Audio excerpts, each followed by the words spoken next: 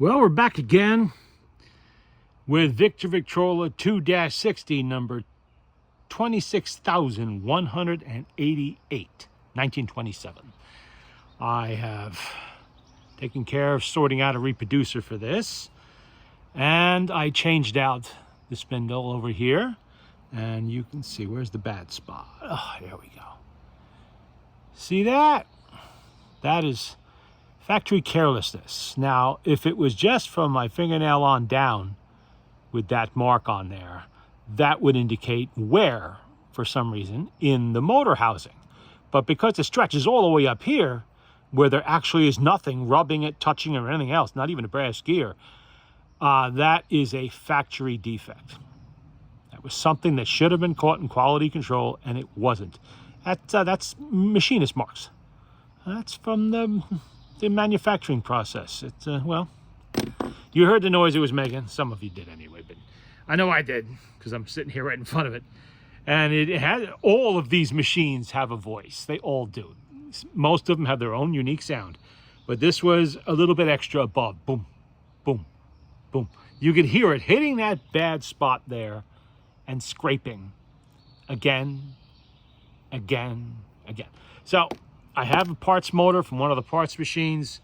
This motor is not in the best of shape. Right off the bat, I don't know if you can see that. It's got the wrong weight on there. Somebody put the wrong governor weight on there, and that's a mess. I'll rebuild that. I'll rebuild that and keep it for a spare. I did inventory my 2-60s today when I was getting that part, picking the shittiest one to strip parts off the motor. Really, there's only one more that I think I'm going to do. A lot of them are okay in the front, but when you look in the back, it's all gone back there. You know, the whole cover is just tattered and torn and ripped away. The one I'm going to do not next, but I will be doing eventually, actually was painted by somebody with black and gold paint. Who knows when? My guess, sometime in the 1930s or early 40s, just judging by the style of it. And, you know, the banding of the gold, the way they did it, it just looks that, and the age of the paint is really old. It is cracking badly, and you can see it's genuinely aged. That one I am going to do only because it's pretty much intact. It has a usable tone arm mount, and it just is pretty unique. The way somebody did that to it, it's pretty unique. It's nowhere near as nice as this one, and it certainly doesn't have a handle. So the handle is a piece of twine wrapped around the D-rings. So that's that. I'll get to it eventually, but it's not going to be right away. There's no rush. I have plenty of these to play with for now. Don't know which machine I'm doing next. Who knows? I'll figure it out as I go along. This reproducer is a pot metal reproducer. Obviously, it's gold. It matches the machine. It came off of a 2-60, not this one. This is parts from actually two different ones I was able to put together to make something that would work. And this goober all over here is actually beeswax. I explained that in the last video. That is sealing up potential air leaks there from serious splits in the metal. Now, the only place it's not splitting seriously is here.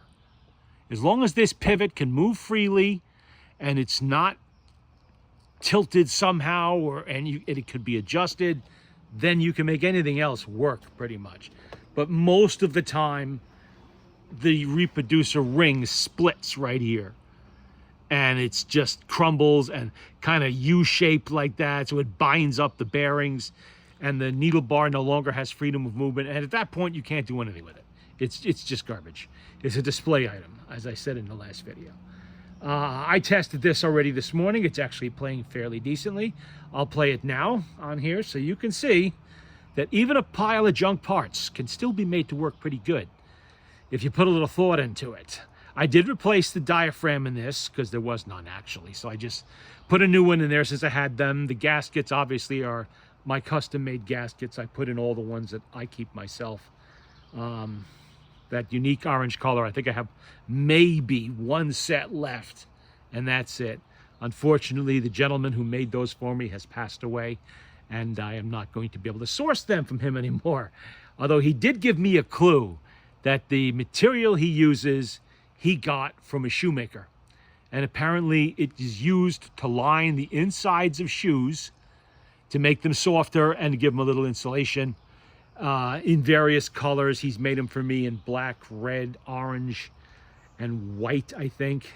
I don't remember all the colors, but I can always get the two-piece gaskets that the parts sellers have. I just hate using them because they're actually made to Columbia specifications, the ones I've found, and they're slightly too big. So you always end up with a kink in the damn things when you're trying to get them in there.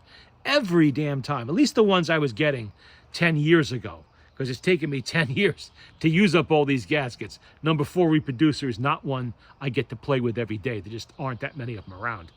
But I have used them all up now, and I'll have to go back to the new ones the parts suppliers have, unless I could find this material myself. And I have thought about, with these, maybe experimenting with a little bit of RTV, silicone gasket maker. I think that would actually work. And it might actually work pretty good. And you know what you would not have a problem with? Air leaks. But you may have difficulties when it comes to getting the reproducer back apart again if you had to service it. The only thing that's kind of holding me back from experimenting with diaphragm gaskets and that stuff. It's perfectly fine for isolator gaskets, but not for diaphragm gaskets, I don't think. If I get desperate, I might. If I order new gaskets and I find out that they are Columbia gaskets once again, I will have to take drastic measures at that point. But this is all sealed up. It's working good. The machine is fine now. It's playing fine. I'm just going to throw some random records on here. You might have heard some of these the other day. Hopefully they sound better now that there's no air leaks in the reproducer. This is a Paul Whiteman Underneath the Mellow Moon Waltz.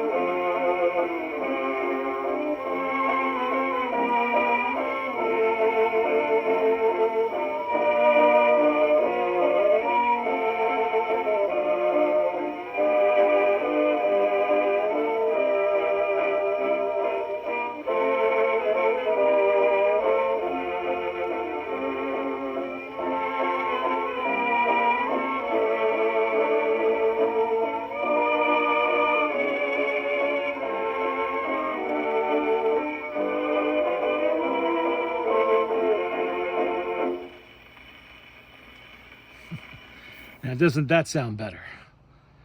And you would not expect it with a reproducer that is pot metal and deteriorating, but it is actually sounding pretty good now.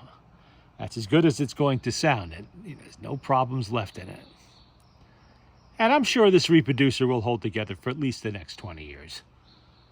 And I had to seal it up all around its circumference with the beeswax. Again, beeswax is flexible. That's why you use it for reproducers, not paraffin wax.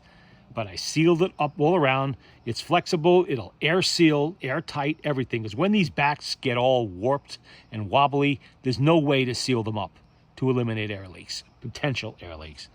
The only way to do it is just to very carefully apply beeswax all around so it gets sucked in there into the joint. That'll lock it down tight and keep everything flexible and allow you to take that apart easily if for any reason it had to come apart. So keep that in mind if you have something like this that you want to play with and you need to seal up, the two halves of the body on there. Again, this is, what is this? Paul Whiteman again. Wonderful One. Another waltz. Yeah, I already changed the needle. Okay.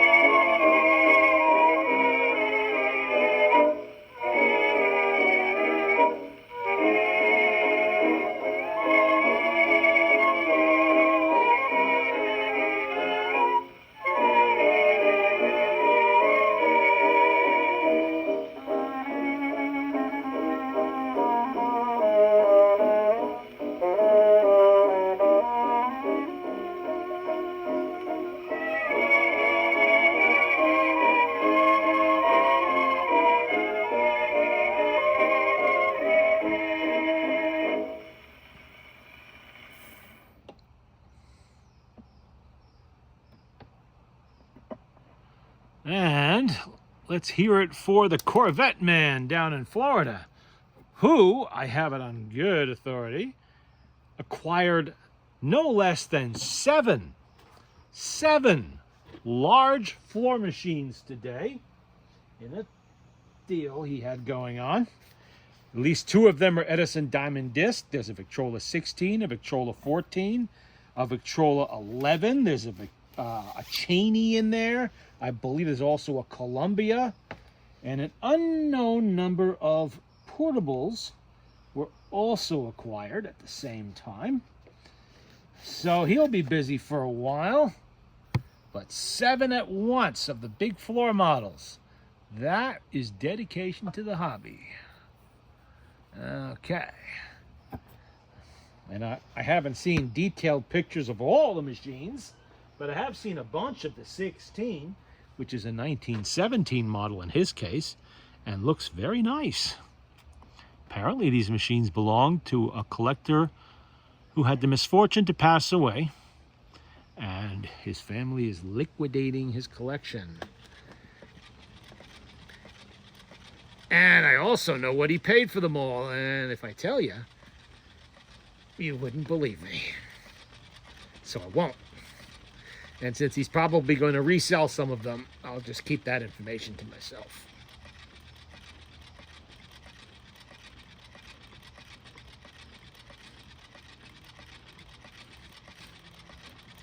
And I don't know what I just put on. Oh, I think that's the Benson Orchestra. I will look as soon as I'm done winding it up. Takes a while to wind these up. There we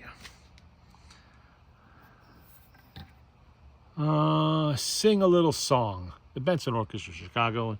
Side B is After All I Adore You. Whatever. Like I said, I might have played these the last time I did a video on this machine where I had trouble with the reproducer. But now you hear them properly. And I'm sure I've played them in the past anyway, so.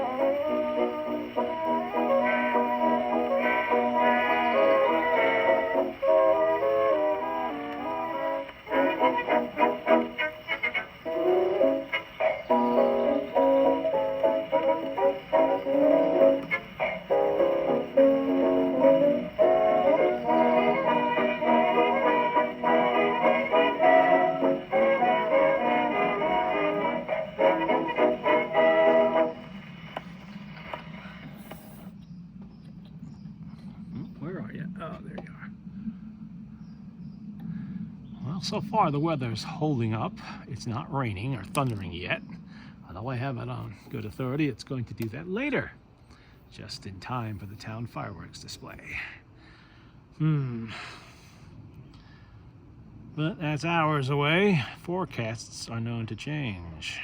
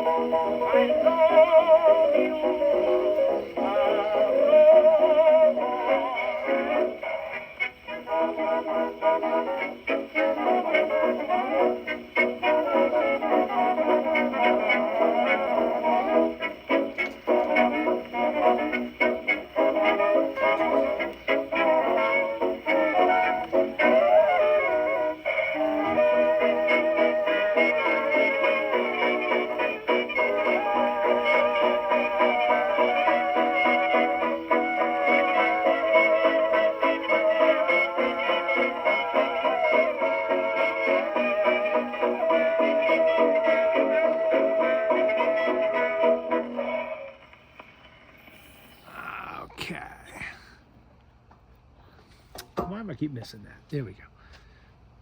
Get off the record. Alrighty. Now for that gentleman who asked me for that tray bracket over there for the 2-60. I did not forget about you.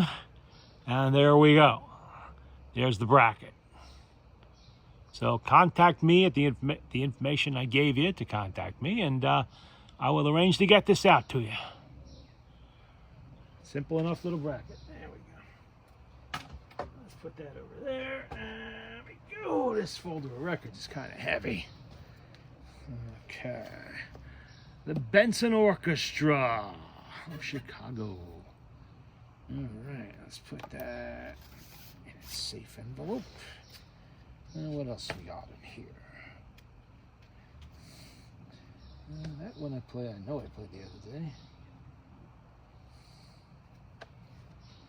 What's in the back? Dance and Grow Thin, the Joseph C. Smith Orchestra. I think I did play that one the other day. Some little bug is going to find you. Yeah, that's Billy Murray.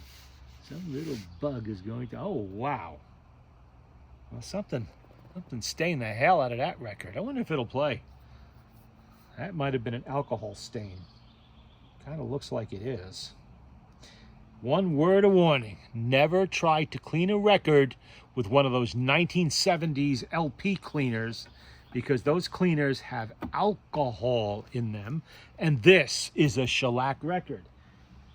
Alcohol is used to dissolve shellac.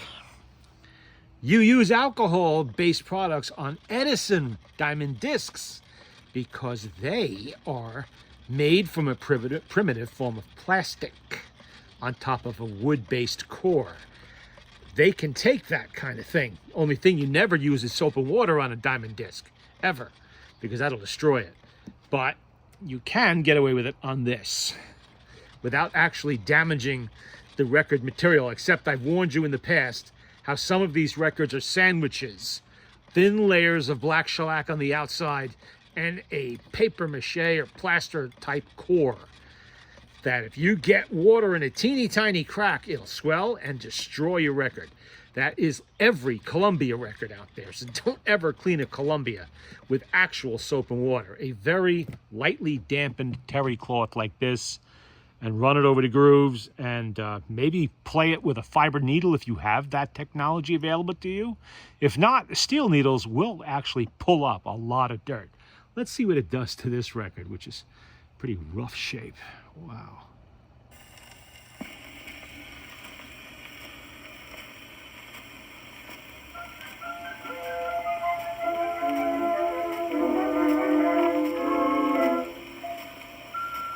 It is oftentimes a question in this age of indigestion as to what to eat and what to leave alone.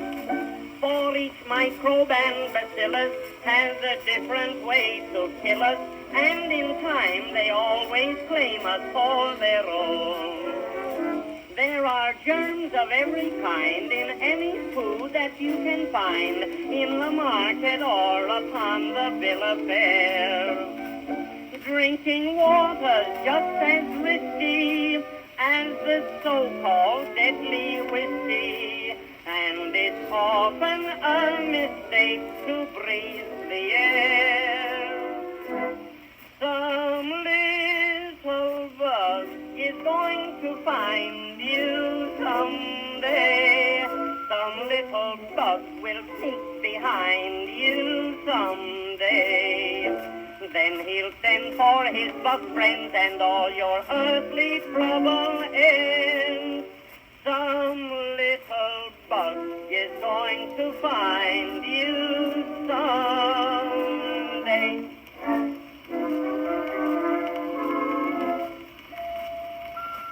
The inviting green cucumber gets most everybody's number, while sauerkraut brings on softening of the brain. When you eat banana fritters, every undertaker titters. Apple dumplings kill you quicker than a train. Eating lobster, cooked or plain, is only flirting with ptomaine, and an oyster sometimes has a lot to say. But the clams we eat in chowder make the angels sing the louder, for they know that we'll be with them right away. Some little bug is going to find you someday. Some little bug will sneak behind you someday. Eating huckleberry pie is such a pleasing way to die. Some little bug is going to find you someday. Well, I'm kind of surprised. It looks like it busted that up pretty good. I wonder if that wasn't paint. Maybe. Really, really old paint. Now it's flaked all over my freshly cleaned machine, which does not thrill me. But it may have helped the record. That played really, wow, look at that. I mean, you can still see the patch there, but most of the actual fuzziness is gone. A few more plays, it may be gone entirely. Let me see something. See if that'll spit clean a little bit.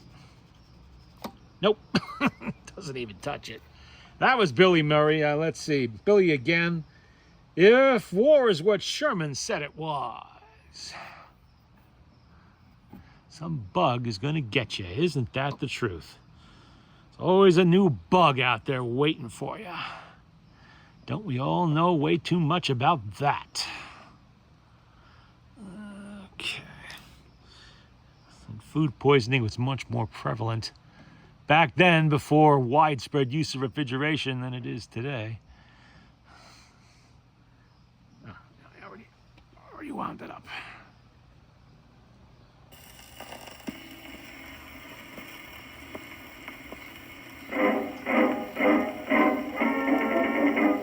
The clock was striking 12 when Henry Jones came marching home. And as he was a married man, he had no right to roam. He made a wish he'd be in bed. But as he felt around, he said, I've lost the key all right. I have to wake her up and sleep out on a stoop all night. I always was a marblehead. Tramp, tramp, tramp, the cop came marching, and poor old Jonesy looked at him and said, if war's what Sherman said it was, just tell me what is married life. You've got a chance out on the field of battle, but a swell chance with your wife. A soldier shoots but doesn't always hit the spot. I've got a wife and she's never missed a shot. Oh, see how she can throw. I ought to know. And if Mr. Sherman were here tonight, I'd just take him up one flight, and he'd see more war when he opened up the door than he'd come marching through Georgia. His wife looked out the window and she threw a 2-inch shell. Poor Jones looked at the copper and he whispered, ain't it swell inside his shell? There was an egg. That Jones, the war had started as he dodged his soup tureen. But Jonesy wasn't fast enough, it caught him on the bean, and as he fell, he broke a leg. Tramp, tramp, tramp, the cop went marching, and poor old Jonesy yelled, tell me, I beg, if war's what Sherman said it was, just tell me what is married life. You got a chance out on the field of battle, but a swell chance with your wife. When I advance and she commences her attack, when I retreat and she nails me in the back. Oh, see how she can throw. I ought to know. And if Mr. Sherman were here tonight, I'd just take him up one night, and I know he'd say, this reminds me of the day when I went marching to Georgia.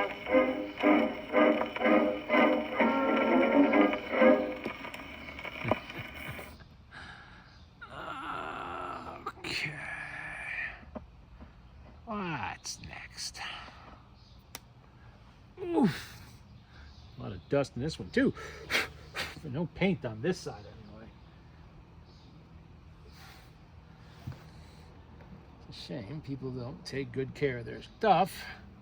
And that's what happens. You let something get on it. But that looks like it's well on the way to being cleared off. So that's good.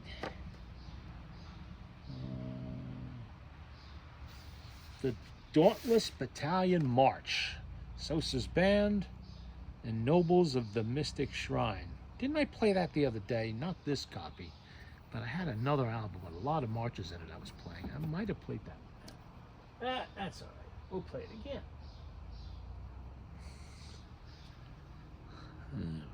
Okay.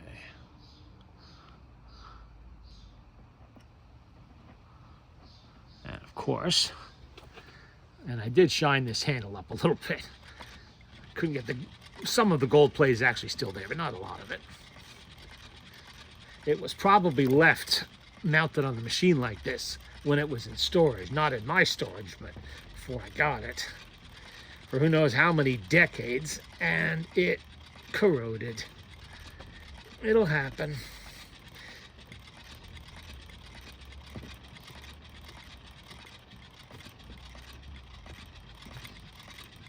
Let me pull this over here, it's easier. Oh, we're done. Okay. Already changed that.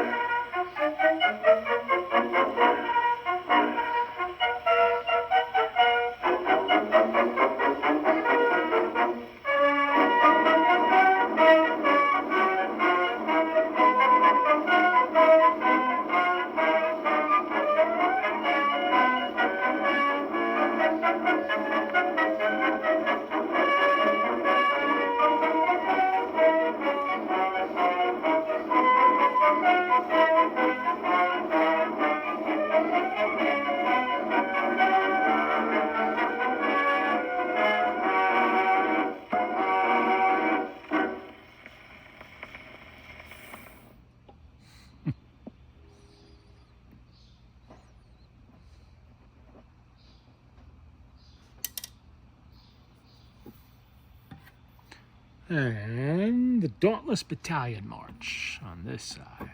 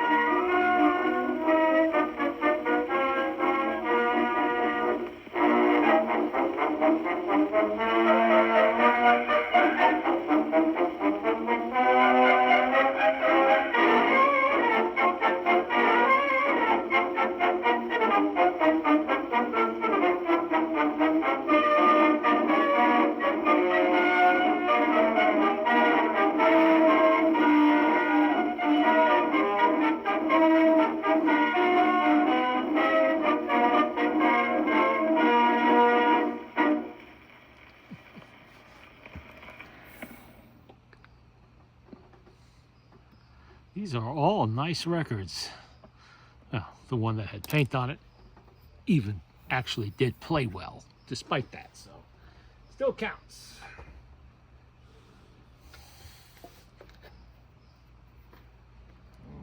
Okay, what do we got next here? Back in there. Submarine Waltz. Peterson's Hobo Orchestra. The hell does that mean? Well, this is a VE, which is what actually would have been contemporary with this machine. Once upon a time, long ago.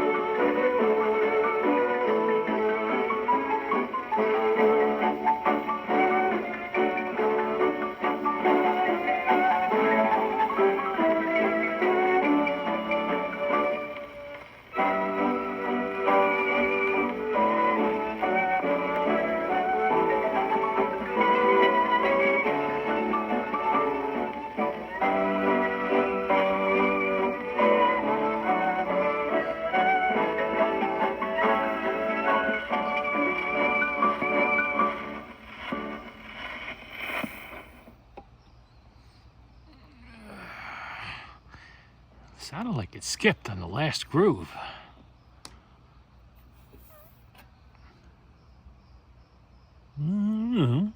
Could be a damaged bit there somewhere. I'm just not really able to see it. From Frisco to Cape Cod, Peterson's Hobo Orchestra. Waltz.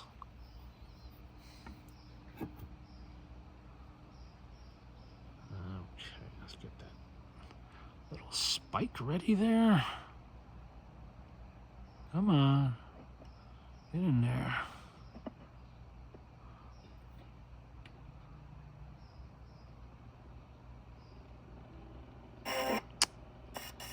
Keep missing that first groove. There we go.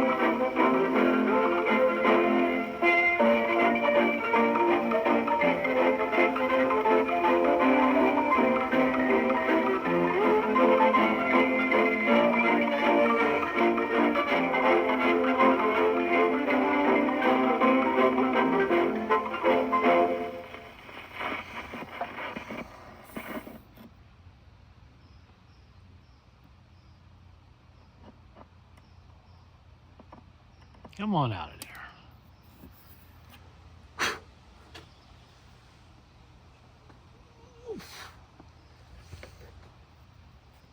What was next? First off, where the heck did this one come from? Oh, there we go.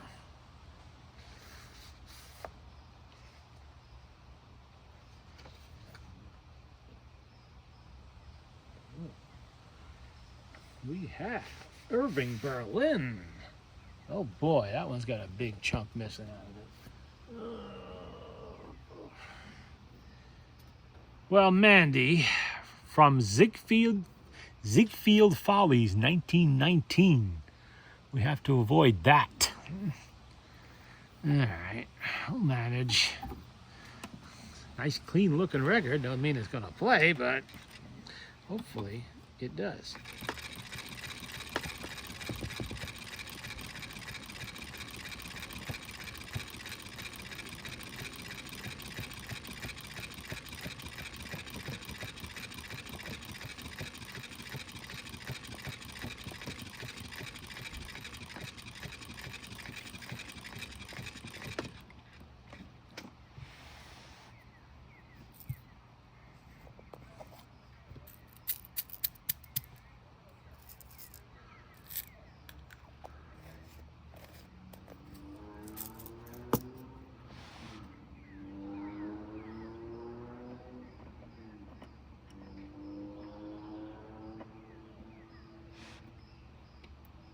Now, how are we going to do this?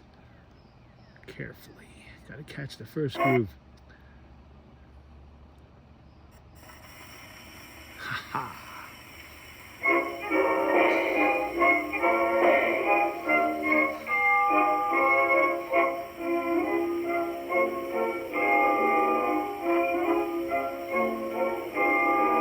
I was strolling out one evening by the silvery moon. I could hear somebody singing a familiar tune. So I stopped a while to listen, not the word I wanted to miss. It was just somebody serenading, something like this. Mandy, there's a minister handy, and the girl will be dandy. If we let you make a feeling, Mandy, so don't you linger. Here's a ring for your finger. Isn't it a humdinger? Come along and it's the waiting time. Bring happy time for Mandy and me.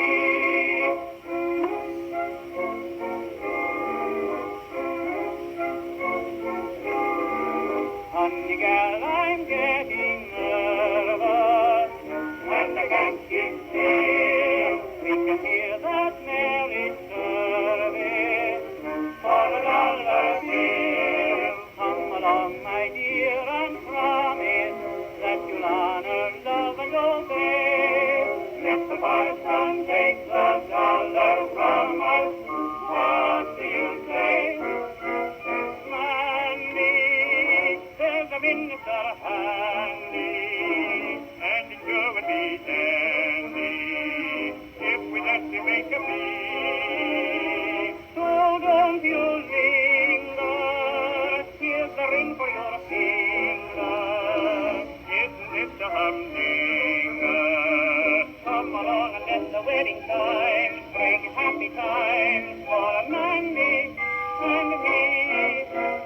Mandy, there's a minister handy, and the girl will be dandy. If you let you make a feeling, Mandy, so don't you linger. Here's a ring for your finger. Isn't it a humdinger?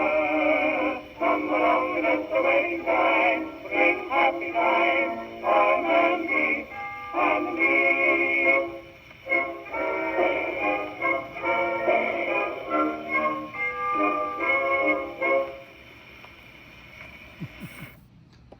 Mandy, Irving Berlin.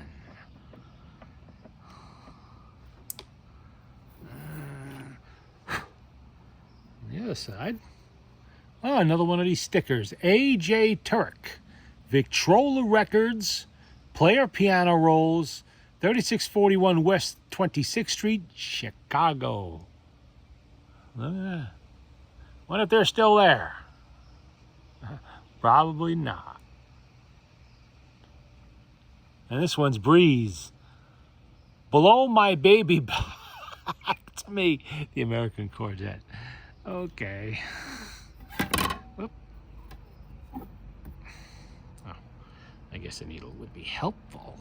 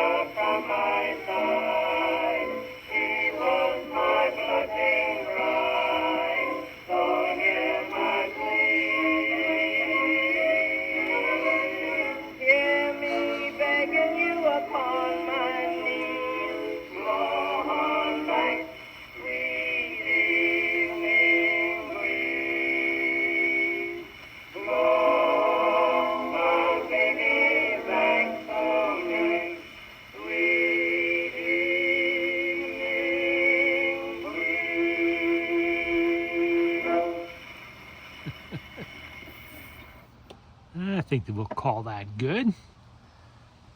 It's playing well. I have ironed out its minor issues and sorted out a reproducer for it. So it's good for another 100 years, which it will be next year. This year, because it's not a 1926 production, this is 1927. It is 99 years old. Pretty old. Somehow I don't think my cell phone's going to be working that well in 99 years. I'm not sure how well I'll be working in 99 years. Ugh. But with advances in medical science, who knows what might be coming. The 200-year lifespan. Yeah, look, I got... Now I got to clean the motor board again. All that crud. Come off of that Billy Murray record. And there we go. Well, let's run it down. And we will call that good. Until the next time.